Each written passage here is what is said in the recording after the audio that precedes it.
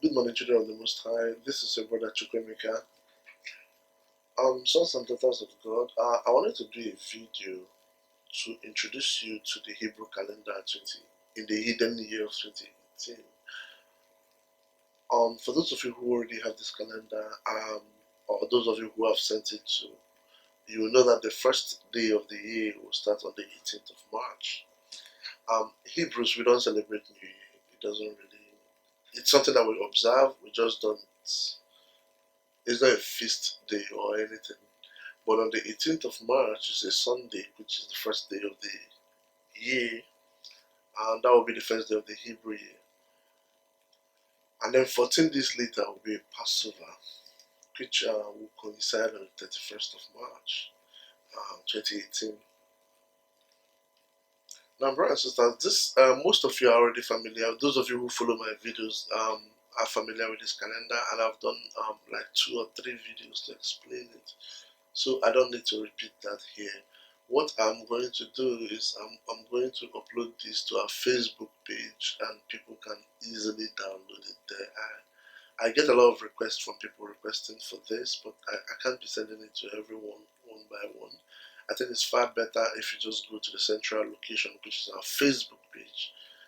Our Facebook handle is Igbo Hebrews, and you can download it there.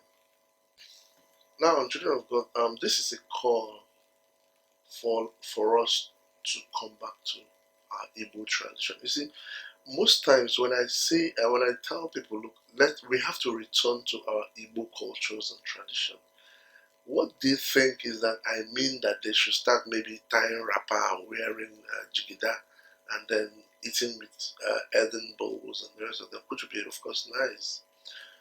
But that's really not what it means. You can still practice Igbo customs and tradition even in the modern era. In fact, it is by so doing that we can transform or we can evolve the Igbo custom and tradition into the modern era. You don't need to start living in a thatched hut or eating with earthen vessel for you to practice Igbo customs and tradition. You need to understand what I'm trying to say here. You need to start observing Igbo feast, which is the same as biblical feast. And the reason I try to point out to people that this is biblical feast is not because I want them to practice Christianity. Anybody who has seen my channel will know that I am diametrically opposed to Christianity.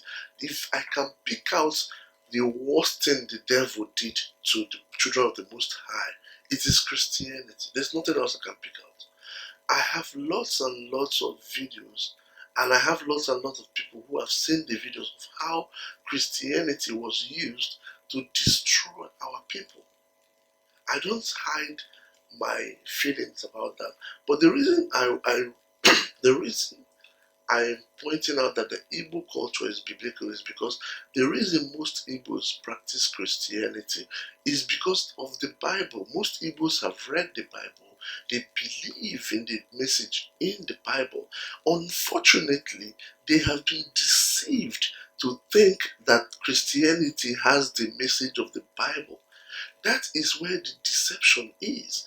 The Christianity is very different from the Bible, brothers and sisters. I mean, look, just because they are quoting Bible in Christian churches does not mean that they are related. They have nothing to do with each other. Just because you're eating popcorn in a cinema does not mean that the movie is about popcorn.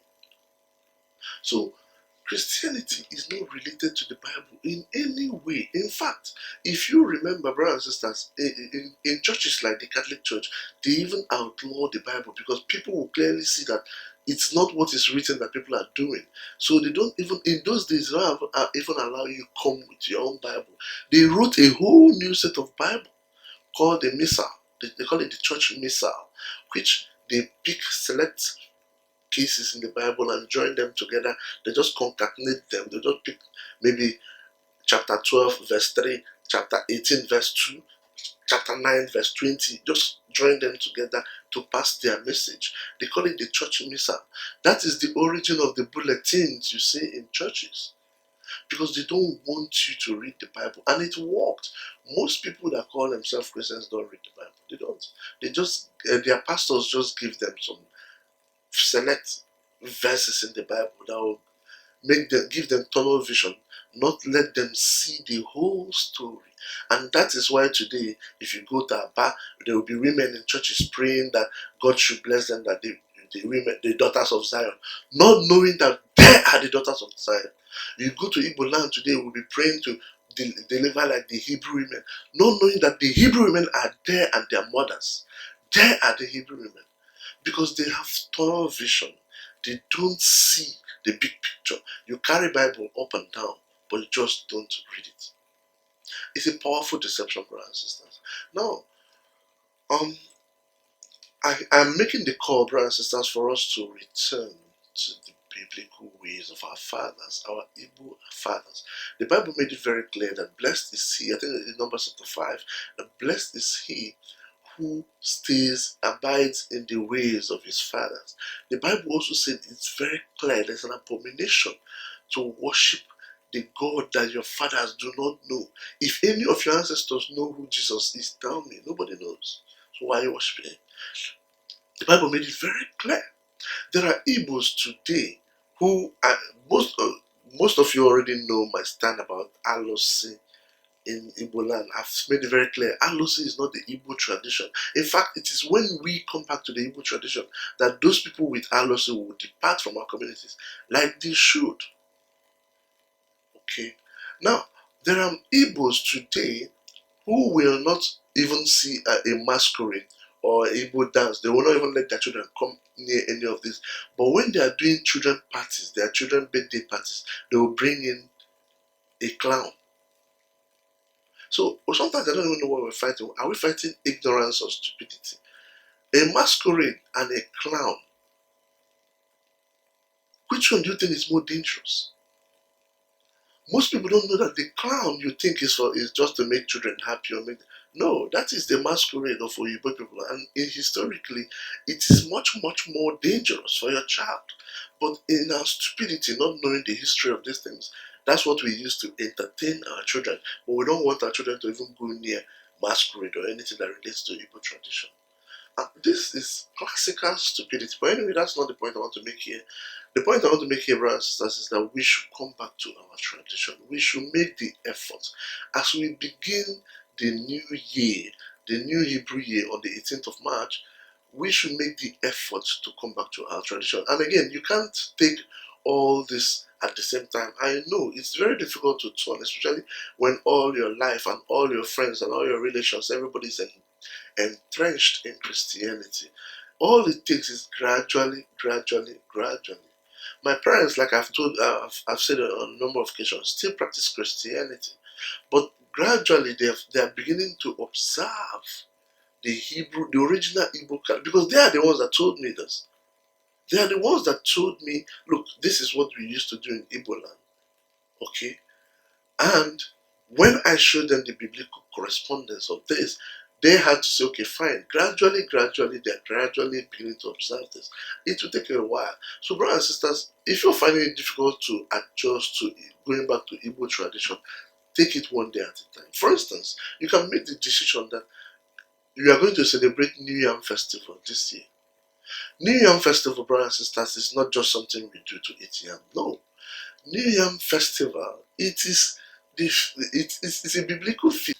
It's clearly done in the 7th month. Okay? It's the feast of trumpets. Okay? That's the feast of trumpets. That's what is written. Now remember, brothers and sisters, the name the feast are called in the Bible is not the name they were originally called. These are just interpretations. What that means is that people who interpreted the Bible said, okay, fine, what do we call this? Okay, they just settled on trumpets. They called it trumpets. Okay, it's not the original name. For instance, the Feast of Passover, the New Year Festival, of course, is usually done in most Igbo communities, usually done between August and September. And if you follow this particular calendar, it's going to follow the 16th of September, which is the Feast of Trumpets.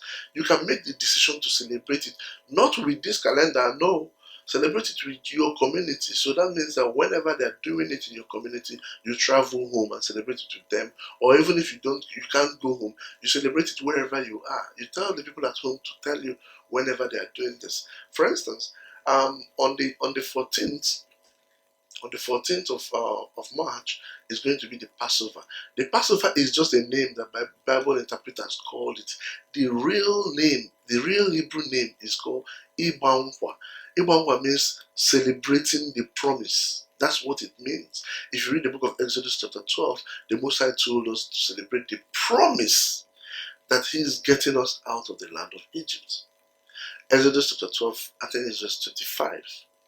That is what Ibankwa means. Ibankwa means to celebrate the promise. And that is usually done in the month of March. Now, some people wonder why all Igbo land don't celebrate it on one day.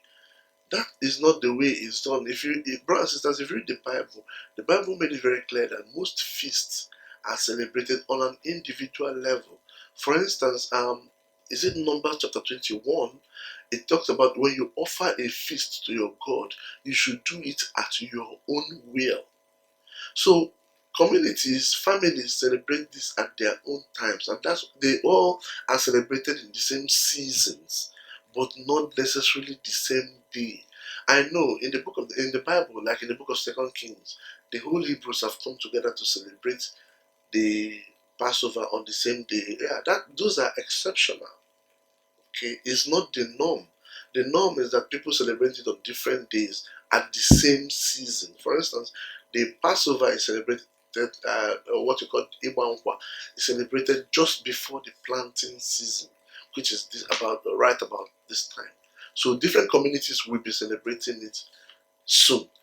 All you need to do is just to call someone in your village and say, look, when are they doing Ibankwa today? And if they are going to do it in the 31st of March or the 20th of April or anything like that, you celebrate it wherever you are with your people.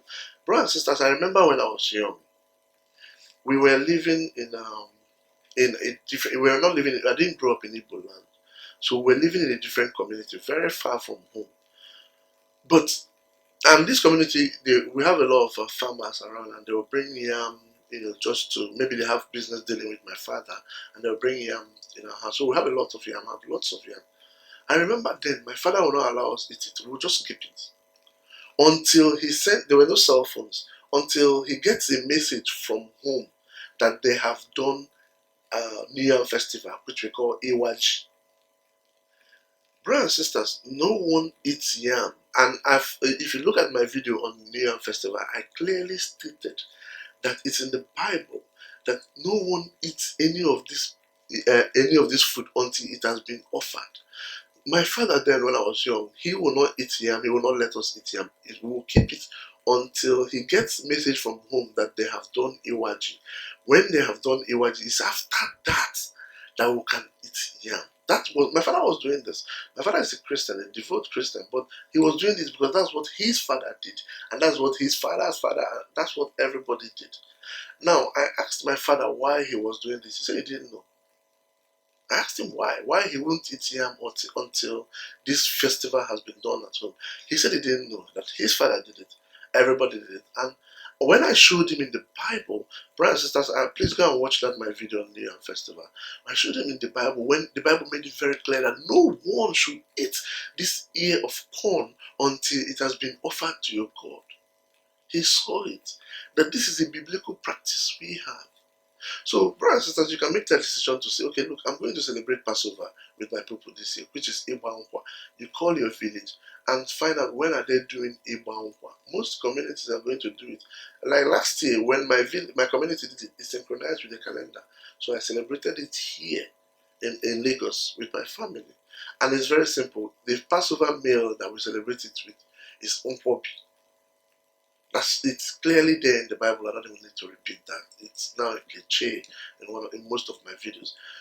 So this is a call to us to make the effort to return to our tradition. This is how we take back what belongs to us. This is simply how we take it on. If we don't do this, our tradition is gone. We have to start making the effort. It takes nothing. It costs nothing to celebrate the feast wherever you are. You don't need to go back home. You can celebrate it wherever you are. You observe it. You write down the story from your communities. For those of you who happen to be in the village, you ask questions. Use it as an opportunity to validate my videos. Use this as an opportunity to ask people in the village, is it true that we celebrate Igbo Nkwa? Is it true that we do Ita Achicha? Ita Achicha is called the Feast of Unleavened Bread. It's done in this period, this 7-day period. Unleavened bread in Igbo land is called Achicha. That is a feast that was celebrated in Igbo land before. I'm not telling you that this is something done by Jewish people, because Jewish people don't do it. I'm telling you what your fathers did in these lands you currently live in. Children of the Most High, please make the effort to come back to the God of your fathers. Make the effort to come back, to return to the ways of your ancestors. If it's not worth it, I won't be spending my time doing this. I won't. But I know that you have to tell our story to our future generation. We have to tell them our stories, the stories of our fathers, because it's a story that is worth telling. We have to return to the ways of our fathers. Gradually, we can do this. You don't have to keep the Sabbath. You don't have to do anything. Gradually, you can decide to keep the feast. This is what I did when I started this. I didn't just immediately go cold turkey and say, okay, I'm going to be keeping the Sabbath. I'm going to be doing. No, I started gradually. I decided to do what Abraham did. If you see my videos on why the Igbo's ancestors did not keep the Sabbath, I made it very clear that Abraham did not keep the Sabbath. The Bible did not account Abraham keeping the Sabbath. Abraham kept the feast days. Most Igbo communities don't keep the Sabbath. They keep the feast days. So you can start by that, observing the feast days. And we don't have a lot of feast days. They are just very few, unlike what you've been told. And most of those feast days are not work-free. You can go to work and still keep them. It's only few of them. I think when I did this video, it was only about three or 4 days in a year that you don't have to go to work. So you really don't have a lot of excuses here, brothers and sisters. And you shouldn't be looking for one. Make the effort to turn back to our tradition. If you are in a group, you can decide to host a group feast of Passover. That one is even much better when they do it in group, because it shows that the children of Jacob are coming back to the ways of their fathers. And may the Most High bless each and every one of you. I hope I'll be doing a video session, a Facebook or maybe calling session in one of these feast days this year. I'm very hopeful I'll be able to do that. And may the Most High bless each and every one of us. Salam.